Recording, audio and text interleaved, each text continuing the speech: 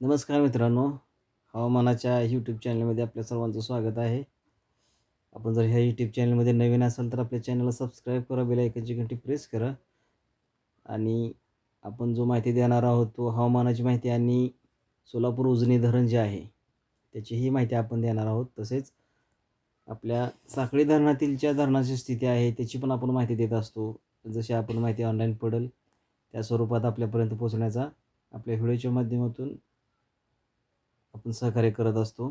आपल्या शेतकरी बांधवांना ही माहिती अत्यंत खरी आणि सर्वप्रथम मिळावी त्यासाठी आपण चॅनलच्या माध्यमातून देण्याचा प्रयत्न आहे. तर मित्रांनो, आपण उजनी धरण जे आहे त्याची 18 जुलै 2026 रोजीची सायंकाळी 6:26 ही जी माहिती प्रकाशित झालेली आहे त्यानुसार आपल्यापर्यंत पोहोचवण्याचा प्रयत्न करत आहोत.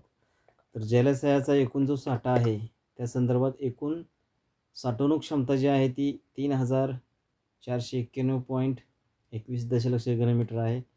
तर सध्याचा एकूण पाणीसाठा जो आहे तो 2,722.49 दशलक्ष घनमीटर आहे. तो उपयुक्त जो पाणीसाठा आहे तो 819.66 दशलक्ष घनमीटर आहे. तर उपयुक्त पाणी साठ्याची टक्केवारी आपण बघितले तर 54.2 एवढी झालेली आहे. म्हणजे दररोज धरण आपलं थोडं का होईना वाढत आहे आणि जलाशयाची पातळी जी आहे ती 495.60 मीटर एवढी आहे.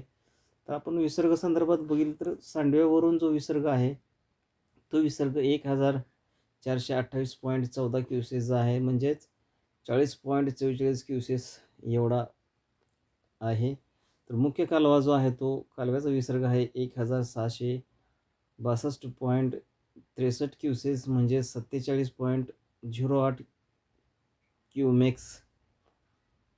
तर आपण भीमासेना बोगदा जो आहे तो विसर्ग 925.12 क्युसेस म्हणजे 26.20 क्युमेक्स आहे. तर आवक जी आहे धरण क्षेत्रात पाण्याची आवक जी येणारी आहे ती आवक 3,535.38 क्युसेस एवढी आहे. तर एकूण आवक जी आहे ती एकूण आवक 1,248.20 दशलक्ष घनमीटर आहे. तर नदी पातळी आपण प्रामुख्य ठिकाणी पाहणार आहोत. तर पंढरपूर पातळी जी आहे ती 438.65 मीटर. विसर्ग हा जो आहे तो 18,790.58 क्युसेस आहे. तर उजनी धरण जो आहे तो उजनी धरण DS पातळी जी आहे ती 469.08 मीटर आहे.